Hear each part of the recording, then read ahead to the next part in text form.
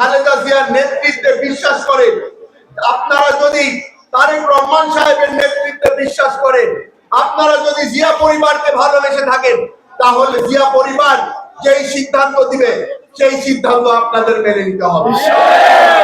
আমি আপনাদের সামনে আজকে ওয়াদা করে যাচ্ছি, জিয়া পরিবার যেই সিদ্ধান্ত নিবে রাঙ্গুনিয়ার বিষয়ে, সেই সিদ্ধান্ত আমি মাথা পেতে নিব।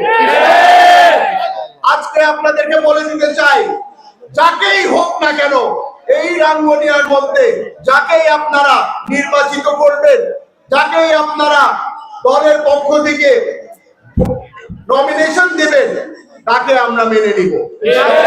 আপনাদের সকলের সামনে আমি ওয়াদা করছি, বাংলাদেশ জাতীয়তাবাদী দলের নমিনেশন যাকেই দেওয়া হবে, তার জন্য কর্মী হিসাবে আমি কাজ করব। আশা করছি বাকি যারা নমিনেশন চাচ্ছে তারাও যেন একই ধরনের ওয়াদা করে। আশা করছি যে বাংলাদেশ জাতীয়তাবাদী দল এত বড় দলের সদস্য হয়ে তারাও প্রমাণ করবে। আমার বাবা বলতো, রাজনীতি করতে হলে শরীরের থেকে কলিজা বড় হতে হয়। আশা করি বাকি নেতা কর্মীরাও প্রমাণ করবে যে তাদেরও কলিজা বড়। আমাদের সবচেয়ে বড় প্রায়োরিটি কি? বাংলাদেশ জাতীয়তাবাদী দলের সদস্যকে সংসদে পাঠাতে হবে, সেটা যে কেউই হোক না কেন। দল যাকে মনোনয়ন দেবে, আমাদের কাজ হচ্ছে তাকে বিশাল ভোটে জয়যুক্ত করে তাকে আমরা সংসদে পাঠাবো।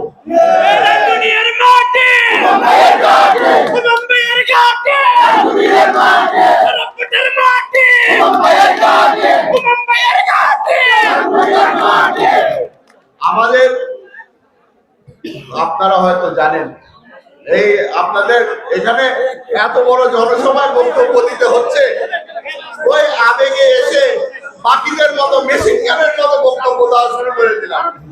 আপনারা সকলে আমাকে ভালো করেছিলেন। এখানে আপনারা মুরব্বীরা যারা আছেন, আপনারা আমাকে এখনো আঙ্কেল হিসাবেই চিনেন, আপনারা এখনো ভাতিজা হিসাবেই আমাকে স্নেহ করেন। ওই জন্য আপনাদের সামনে ওই রাজনীতিবিদের মতো বক্তব্য দিব না। আমার পরিবারের সদস্য আপনারা, আপনাদের সাথে গল্প করতে এসেছি, গল্প স্টাইলে কথা বলবো।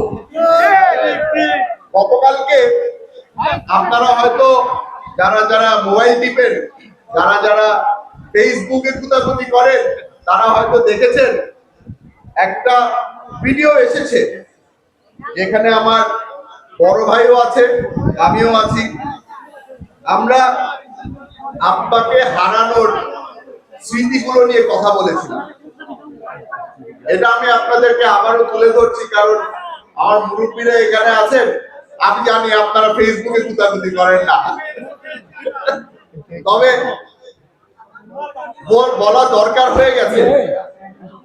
আব্বার সাথে যখন আমরা শেষবার দেখা করতে যাই, আব্বা যখন আমাদেরকে বলে, যখন আমাদেরকে শেষ বিদায় দেয়, আমার কাছে অনুরোধ করলো যে আব্বাকে যেন আমরা রাঙ্গুনিয়াতে নিয়ে যাই, আমরা যেন আব্বাকে রাঙ্গুনিয়াতেই দাফন করি। জীবিত ব্যক্তি, সুস্থ ব্যক্তি অনুরোধ করছিল যে তার শেষ ঠিকানা যেন রাঙ্গুনিয়া হয়। এটা দিয়ে আপনাদের প্রিয় ভাইজান, আপনাদের প্রিয় নেতা শহীদ সালাউদ্দিন কাদের চৌধুরী প্রমাণ করতে চেষ্টা করেছিল রাঙ্গুনিয়ার সাথে তার সম্পর্কটা কিরকম। আপনারা সকলেই জানেন এখান থেকে বেশি দূর হবে না। এখানে আপনাদের সিনিয়র নেতারা আছে বিএনপির। এখানে আমি নাম ধরে বলতে চাই, আমাদের হেলাল শাহ সাহেব, ওনাকে দায়িত্ব দেওয়া হয়েছিল আব্বার কবর খোঁজার জন্য। উনি কাজ সম্পূর্ণ করার পরেই ওনার কাছে খবর আসে যে শেখ হাসিনা ওয়াজেদ সিদ্ধান্ত দিয়েছে যে সালাউদ্দিন কাদের চৌধুরীকে তার শেষ ইচ্ছা পূরণ করতে দেওয়া হবে না, তাকে রাউজানে দাফন করা হবে। আব্বা ৭৯ সালে এক বক্তব্যে আপনাদেরকে ওয়াদা করেছিল যে আব্বা জন্ম রাউজানে হয়ে থাকতে পারে, কিন্তু মারা গেলে উনি মাটি যেন পায় রাঙ্গুনিয়াতে। আজকে অনেকজনের কাছ থেকে শুনতে হয়, আপনারা জানেন যখন আব্বা আমাদেরকে সবসময় একটা কথা বলতো, যারা আমাকে বেশি গালি দেয় তারাই আসলে বেশি ভালোবাসে আমাকে। আমিও ধরে নিচ্ছি যে যারা আজকে আমাকে গালি দিচ্ছে তারা আসলে বেশি স্নেহ করে আমাকে। এই স্নেহের কারণে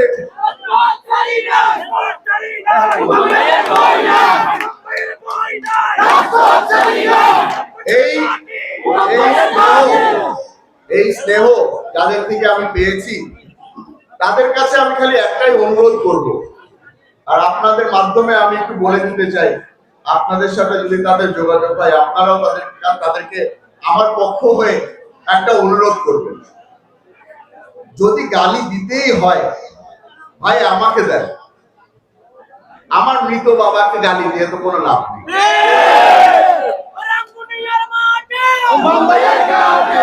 সালাউদ্দিন কাদের চৌধুরী রাঙ্গুনিয়ার নেতা ছিল। সালাউদ্দিন কাদের চৌধুরী রাঙ্গুনিয়ার সংসদ সদস্য ছিল। সালাউদ্দিন কাদের চৌধুরী রাঙ্গুনিয়ার থেকে মন্ত্রী ছিলেন। রাঙ্গুনিয়ার মানুষ আমার বাবাকে আপন করে নিয়েছিল, আমার বাবাকে রাঙ্গুনিয়ার সন্তান হিসাবে দেখেছিল। আমার বাবা, আমার পুরো পরিবার, আপনারা হয়তো জানেন প্রথমবার যখন আমরা ভোটের জন্য আসি তখন কিন্তু আমরা সড়ক ঘাটার ভোটার হিসাবেই আসি। আজকে অনেক ধরনের ষড়যন্ত্র মোকাবেলা করছি আমরা, তবে মনের মধ্যে একটা বিশ্বাস নিয়ে আগাচ্ছি। বিশ্বাসটা হচ্ছে রাঙ্গুনিয়ার মানুষ সালাউদ্দিন কাদের চৌধুরীর পরিবারকে আপন করে নিয়েছে। আমার দুঃখের সময়, আমার বিপদের সময় আমি আপনাদের কাছে এসেছিলাম, আমি আপনাদের থেকে সহযোগিতা চেয়েছিলাম, আপনারা কোনো সময় আমাকে নিরাশ করেননি, আমার পাশে দাঁড়িয়েছিলেন, আপনারা এখনো আমার পাশে আছেন। আপনাদের কাছে খালি আমি একটা ওয়াদা করে যাও, আপনাদেরকে হয়তো এই ভালোবাসা, এই আন্তরিকতা যতটুকু আপনাদের থেকে পেয়েছি হয়তো ফিরিয়ে দিতে পারবো না, কিন্তু ওয়াদা করে যাচ্ছি আপনাদের কষ্টের সময় আপনাদেরকে পিছে ফেলে যাব না। আমার বাবার একটা শিক্ষা আমি সবসময় সাথে নিয়ে ঘুরি, যাদেরকে বুক দিয়েছি তাদেরকে কোনো সময় পিঠ দেখাবো না। আমি রাঙ্গুনিয়ার মানুষকে বুক দিয়েছি, রাঙ্গুনিয়ার মানুষকে কোনো সময় পিঠ দেখাবো না।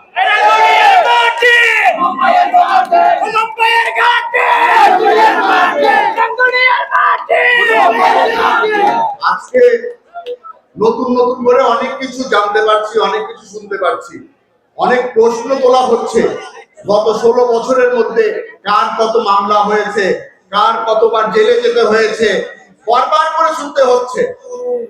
আমিও আজকে প্রশ্ন করে যেতে চাই, রাঙ্গুনিয়ার কোন নেতাকে বাবা হারাতে হয়েছে ফাঁসি কার্যকরে? কোন নেতাকে গুম করা হয়েছে? ভাইরে আমার, যদি আমাদের এখন বসে বসে লিস্ট বানাতে হয়, আমার লিস্ট অনেক লম্বা। যত কষ্ট আমি পেয়েছি, যত কষ্ট আমার পরিবার পেয়েছে, সেটার সাথে হয়তো খুব কম মানুষই তুলনা করতে পারে। তাও ধরে নিচ্ছি এই নির্বাচনের সময় কে নেতৃত্ব দিবে, কার পাল্লা ভারী, এটা খালি একভাবেই বোঝা যাবে, জনগণের সমর্থন। সড়ক বাটায় আজকে এসে কার পাল্লা ভারী বুঝে গিয়েছে। এতগুলো মানুষ খালি এক নজর দেখতে এসেছে সালাউদ্দিন কাদের চৌধুরীর ছেলে বাপের মতো হয়েছে কি হয়নি? আপনাদেরকে আমি আজকে বলে দেই, আমি সালাউদ্দিন কাদের চৌধুরীর মতো হতে পারবো না। ফজলুল কাদের চৌধুরী খালি একটাই ছিল, সালাউদ্দিন কাদের চৌধুরী ফজলুল কাদের চৌধুরী হতে পারেনি। সালাউদ্দিন কাদের চৌধুরীও খালি একটাই ছিল, হুমায়ুন কাদের চৌধুরী সালাউদ্দিন কাদের চৌধুরী হতে পারবে। তবে আপনাদের দোয়া যদি থাকে, কিছুটা বাবার মতো হতে চেষ্টা করছি, প্রমাণ দিয়েছি। বাবার মতো হয়তো লম্বা হতে পারিনি, কিন্তু বাবার মতো ঈমান শক্ত আমার। যাদেরকে আমি বুক দিয়েছি তাদের পাশ আমি কোনো সময় ছাড়বো না ইনশাআল্লাহ। আপনাদের সকলকে বারবার করে আমি আমার ঈমানের পরীক্ষা দেই, বারবার করে আপনাদেরকে জানিয়ে দিতে চাই যে আপনারা কার পাশে দাঁড়িয়েছে, কাকে নেতৃত্ব তুলে দিয়েছে। আর এই প্রমাণটা আমি আমার পরিবারের ঐতিহ্য যেভাবে ধরে রেখেছি সেভাবেই আমি এই পরিচয়টা দেই। মনে আছে তো কেমনে করে পরিচয় দেই আমি? নারায়ে তাকবীর, নারায়ে তাকবীর, নারায়ে তাকবীর। সালাউদ্দিন কাদের চৌধুরীর ছেলের পরিচয় এটাই। বাংলাদেশ জাতীয়তাবাদী দল আজকে আমাকে একটা গুরুত্বপূর্ণ দায়িত্ব দিয়েছে, নির্বাহী কমিটির সদস্য বানিয়েছে। আপনাদের সকলের সামনে বলে দিতে চাই, এই সম্মান খুব কম মানুষকেই দেওয়া হয়। আপনাদেরকে বলে দিতে চাই, আমাকে যখন নির্বাহী কমিটির সদস্য বানানো হয় তখন আমি আয়না ঘরে বন্দি থাকা অবস্থায় এই সম্মান আমাকে তারেক রহমান সাহেব দিয়েছে। আশা করছি যে এই দায়িত্ব দিয়েছে ওই দায়িত্ব সম্মানের সাথে পালন করতে চেষ্টা করছি। আপনারা যারা যারা এখানে এসেছেন, আপনাদের সকলের কাছে আমার একটা অনুরোধ রইল, এই দলকে আপনারা দুর্বল করবেন না।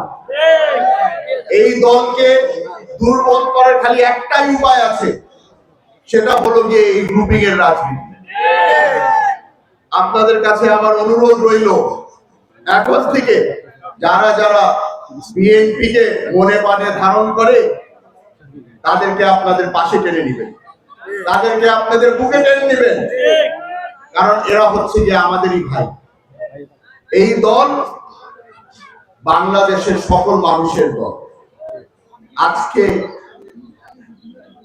সত্যি করে বলি, মুখ দিয়ে বের হচ্ছে না ঠিক মতো, তাও বলা দরকার আছে। বাংলাদেশ জাতীয়তাবাদী দলের একটা বিশ্বাস, আমাদের ভারপ্রাপ্ত চেয়ারম্যান সাহেবের একটা বিশ্বাস, এই 31 দফা যদি আমরা আসলে বাস্তবায়ন করতে চাই তাহলে একটা জিনিস আমাদের করতে হবে, সেটা হলো গিয়ে ধৈর্যের প্রমাণ। আমাদের যে মন বড়, আমরা যে মাফ করতে পারি, এটার প্রমাণ আমাদের দিতে হবে।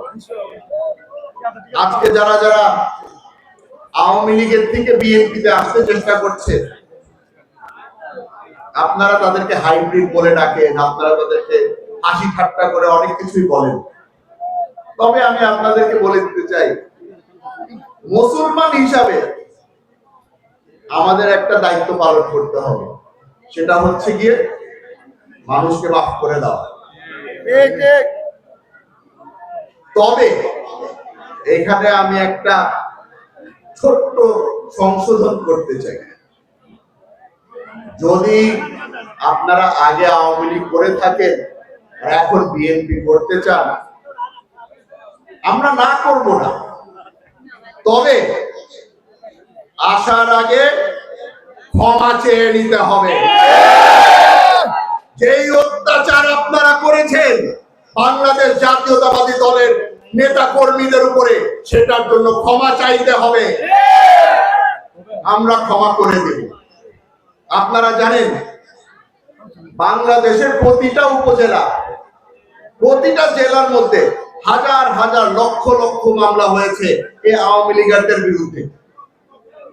আপনারা সকলেই জানেন, অনেকের বাড়িতে হামলা হয়েছে, অনেকের বাড়িতে আগুন দেওয়া হয়েছে। আপনারা কি বলতে পারেন যে আওয়ামী লীগের কোন বাড়িতে রাঙ্গুনিয়াতে আগুন দেওয়া হয়েছে? দেওয়া হয়নি। কেন দেওয়া হয়নি?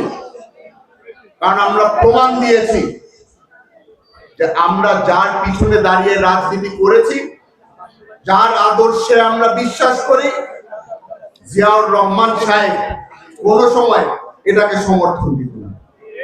তারেক রহমান সাহেব কোন সময় এই ধরনের নোংরা রাজনীতির সাথে জড়িত হবেন না।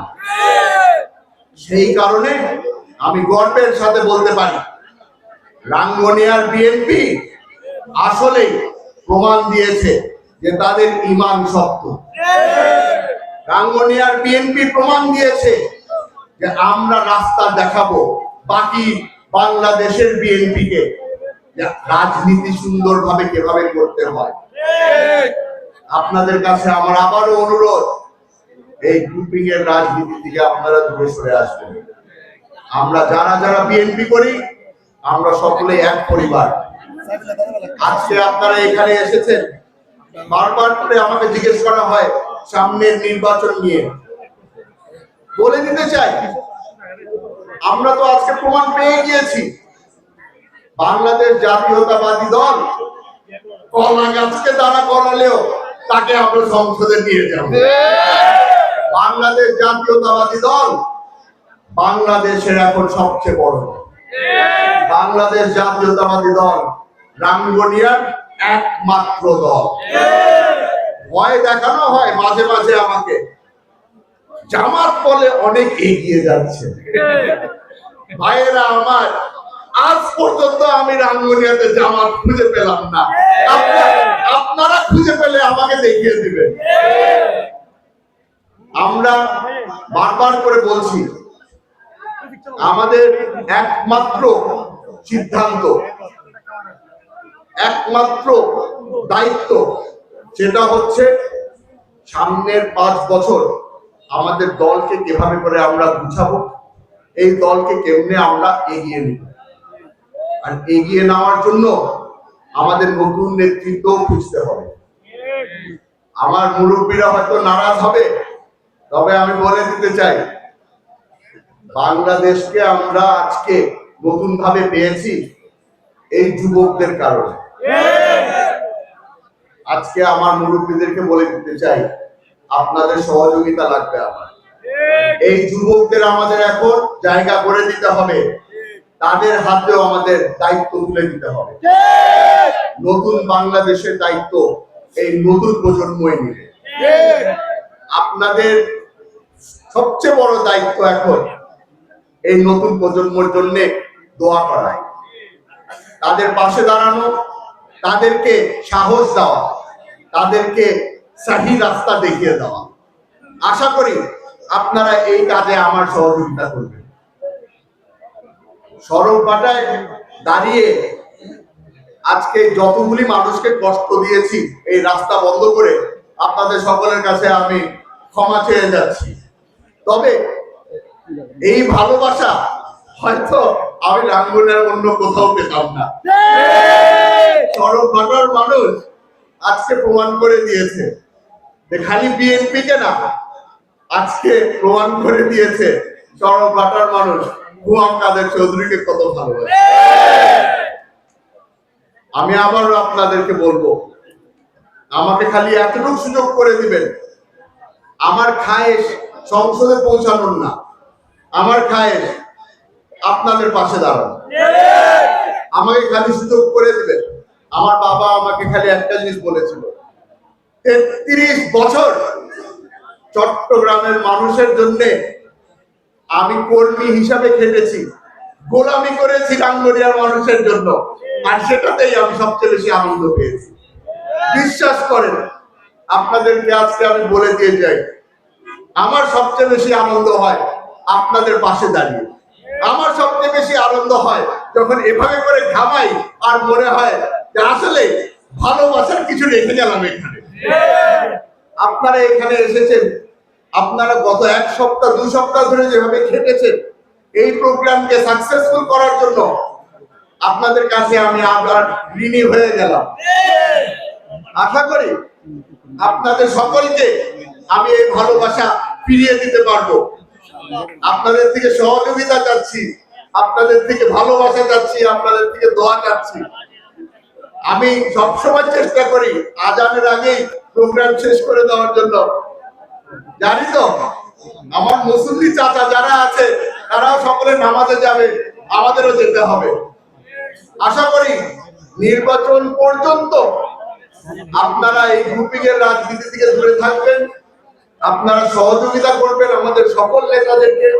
এবং সবচেয়ে বড় জিনিস, আজকে আপনাদের থেকে একটা ভিক্ষা চেয়ে যাচ্ছি, যখন আপনারা নামাজ পড়বেন শহীদ রাষ্ট্রপতি জিয়াউর রহমান সাহেবের জন্য দোয়া করবেন এবং আমার বাবা শহীদ সালাউদ্দিন কাদের চৌধুরীর জন্য আপনারা দোয়া করবেন।